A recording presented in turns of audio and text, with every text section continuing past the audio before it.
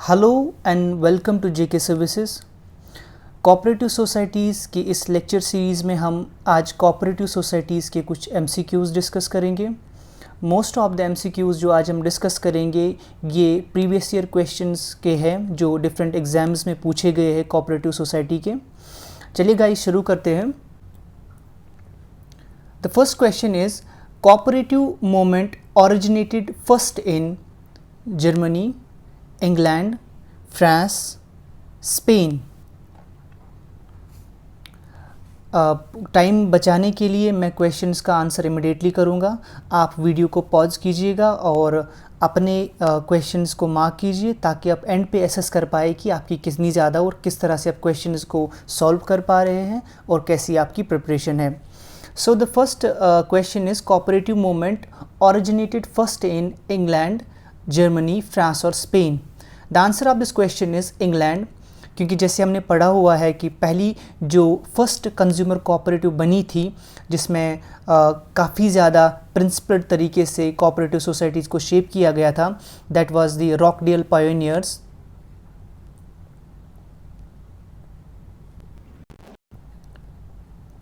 And this was formed in the year 1844. The answer is England. Next question is, the Cooperative Societies Act was passed in India in the year 1904, 1912, 1919 और 1949। इस question का जो answer है that is 1912। पहला जो act पास हुआ that was credit cooperative credit societies act and this was formed इन 1904।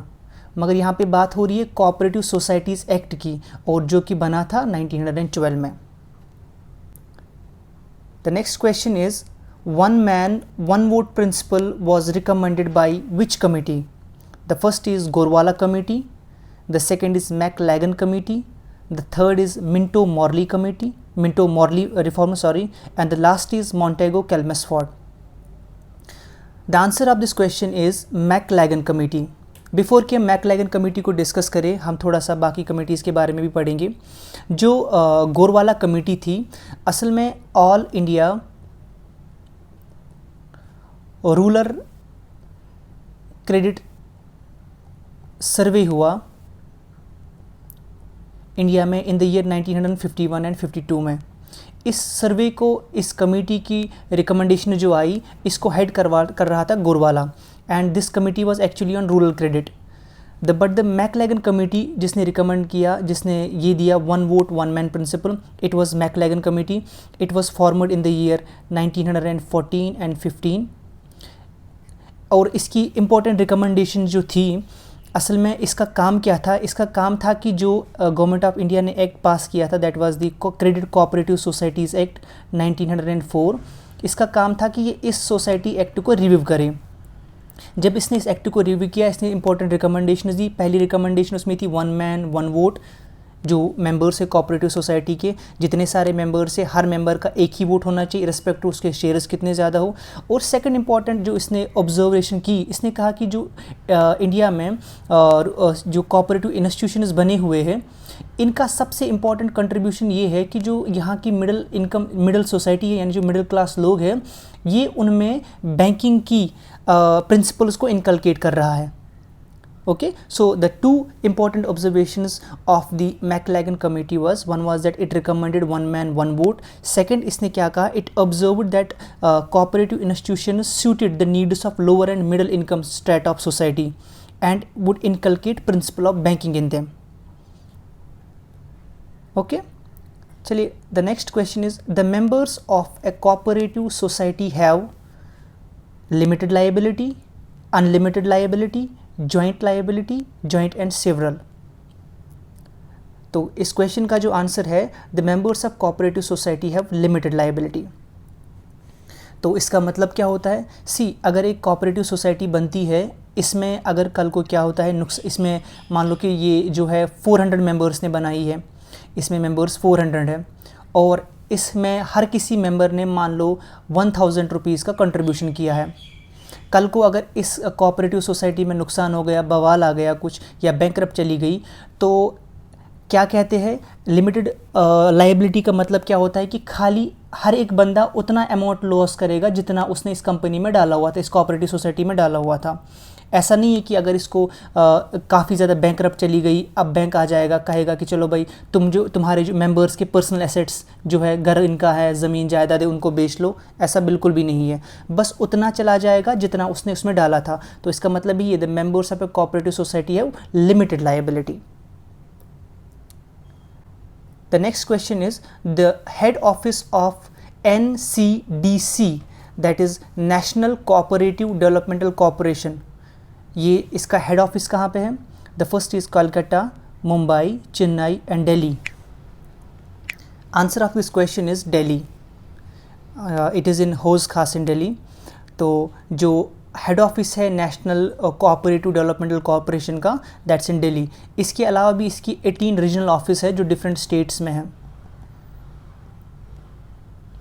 लेकिन head office जो है दिल्ली में ही है। The next question is which of the following organisational structure is followed by cooperatives in India? The first is unitary structure, federal structure, centralised structure and the fourth is decentralised structure. जो India में cooperative society की organisation है, ये structure है organisation का, ये कौन सा जो है स्ट्रक्चर फॉलो करती है? The answer is federal structure. Now let me explain. जो कोऑपरेटिव सोसाइटीज़ है इंडिया में, they are divided into 3 tier structure. पहला क्या होता है? That is primary agriculture cooperative societies. The second is state cooperative banks. The third is central cooperative banks. Sorry, आज मेरा marker सही से काम नहीं कर रहा है। So the answer of question this question is federal structure. India में जो कोऑपरेटिव सोसाइटीज़ का स्ट्रक्चर है वो 3 टायर का स्ट्रक्चर है। पहले प्राइमरी एग्रीकल्चर सोसाइटीज़ आ जाती है, देन स्टेट कोऑपरेटिव बैंक्स आते हैं एंड सेंट्रल कोऑपरेटिव बैंक्स आ जाते हैं। The next question is corporation is included in which schedule of Indian constitution? तो as you all know it is corporation जो है it is in the 7th schedule. हमारा जो 7th शेड्यूल है that deals with this, so the answer is 7th schedule, जो कि federal provision इसके साथ डील करता है। The next question is the national cooperative consumer federation was established during which year? जो 5 ईयर प्लान हमारा system है, कौन से ईयर ऑफ प्लान में ये एस्टैब्लिश हुआ था? The first is first 5 year plan, second 5 year plan, third 5 year plan और the fourth 5 year plan?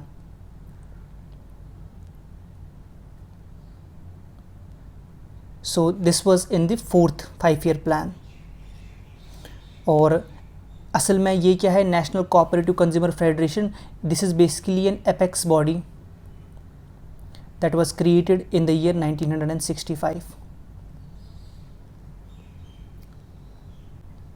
Now the next question is an important document for the membership in cooperative society is minute book, receipt, passbook and identity card. बहुत easy question है and काफ़ी बार आ चुका है. So the answer of this question is simply identity card. Identity card. हाँ, Y? क्योंकि identity card reveal करता है कि कौन सी कोऑपरेटिव सोसाइटी को आप बिलोंग करते हो और क्या आपका मेंबरशिप स्टेटस है. Now the next question is who is known as the father of cooperation in England? ये हमने डिस्कस किया हुआ है. In fact most of the questions जो आए हुए अभी तक हमने हैं ये हमने पहले ही डिस्कस किए हुए हैं. इसमें जो हमारा जो कमिटीज़ का पार्ट है या लेक्चर्स का पार्ट है वो सब्सिक्वेंट वीडियोस में हम डिस्कस करेंगे. इस वीडियो का मकसद ये था कि आप अंडरस्टैंड कर पाए कि कैसे क्वेश्चंस आ रहे हैं, ताकि अगर आप क्वेश्चंस अटेम्प्ट कर पा रहे हैं आप में भी एक कॉन्फिडेंस लेवल बढ़ जाएगा कि नहीं हम जो है क्वेश्चंस को अटेम्प्ट कर पा रहे हैं. So the question is, who is known as the father of cooperation in England? A. Robert Owen, B. Dr. William King, C. C.R. Fay, D. Rockdale Pioneers. The father of cooperation in England is Robert Owen. जैसे कि he was a liberal leader and इसकी एक अपनी एक philosophy थी जिसको हमने discuss किया. He was of liberal ideology and he was a textile manufacturer. Moving to the last question, the principles of voluntary association and democratic management are guidelines of.